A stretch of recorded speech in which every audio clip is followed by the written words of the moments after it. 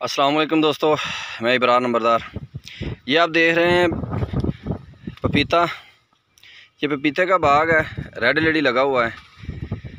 तो इस मेरे दोस्त ने पौधा तो हमसे लगवा लिया, लेकिन बाद में उसने क्या किया कि ये देखे भिंडी तोरी, इसके अंदर पूरी भिंडी तोरी लगा रखी है। और ये आपको नज़र आ रहा होगा कि 2 लाइनें पपीते की और सेंटर में सारी भिंडी लगी हुई है। तो ये रात अंधेरी आई थी, जिसकी वजह से ये देखे पौधा टूट तो गया, लेकिन माशाल्लाह फ्रूटिंग देख लें, फ्रूट तो काफ़ी लगा हुआ है। लेकिन सेंटर में जो भिंडी तोरी लगा दी है, ये इन्होंने कमाल कर दिया है। ये भिंडी तोरी मैं बताता चलूँ कि तोड़नी तो थोड़ी सी मुश्किल होती है, लेकिन इस सीज़न में इसने प्रॉफिट अल्हम्दुलिल्लाह काफ़ी दिया होगा, क्योंकि रेट ठीक रहा है। और ये आप देख लें, शाखें तो टूट गई हैं, लेकिन फ्रूट देखें माशाल्लाह। Red lady 786। और ये देख लें, ये भिंडी तकरीबन पूरे खेत में इन्होंने साथ साथ भिंडी लगाई हुई है। और भिंडी भी माशाल्लाह देखें बेहतरीन चल रही है साथ साथ। तो अभी इनसे पूछेंगे कि प्रॉफिट कितना आया है और क्या क्या इन्होंने डाला था और कैसे कैसे ये हुआ है। ये आपके सामने वो आ रहे हैं, तो उनसे ही पूछेंगे कि कितना प्रॉफिट आया इसमें से।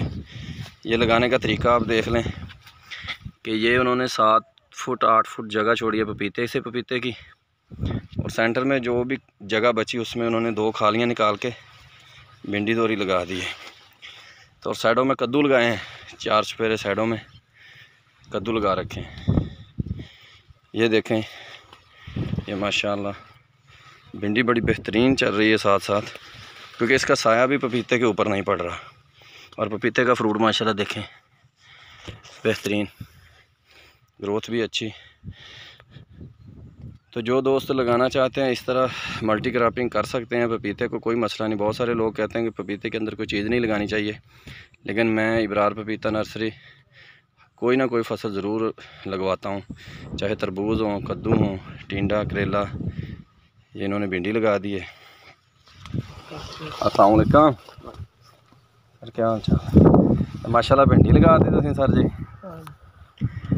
की प्रॉफिट आ गया भिंडी चो?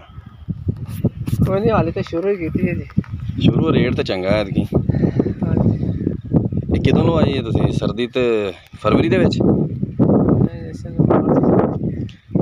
मार्च च लगी भिंडी। अच्छा, तो हुण तो तोड़न दे काबिल होई है, देखो ना। हाँ जी, नहीं लैके जा रहे मार्केट च ना। एक अद्धा तोड़ा एक दिन तोड़ा 1100 का विकया सी।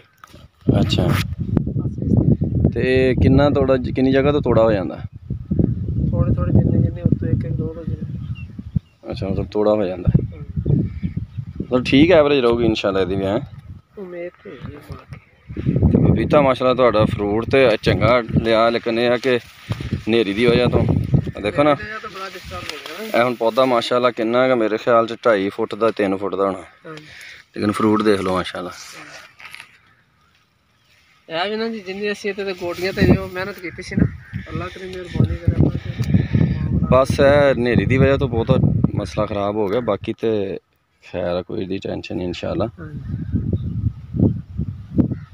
असल जेड़ा विच पपीते दे बूटे ना, मैं चुक के गया उधर घर भी, जेड़ा उत्ते बड़ी गया ना, ये तो नहीं होएगा तो ये नहीं है। आज मैं तुहानू दस दिना, जो टुट गया ना जिन्हें, ये फोड़ करेगा इंशाल्लाह। ए देखो ना, जेड़ा नेरी दे नाल टुटिया होया ना, हां जी, जेड़ा उत्ते टुट गया ना, इहो जे बूटे टुटे पड़े ने। ये सर जी फोड़ करेगा। ये या देखो ना, इस जगह तो या इस जगह तो इतों कितों भी फोड़ करके ना एक, ठीक है, जिस तरह ए हैगा चल रहा, ये पौधा तां चलेगा इंशाल्लाह, उन्होंने भी फ्रूट सही लगेगा।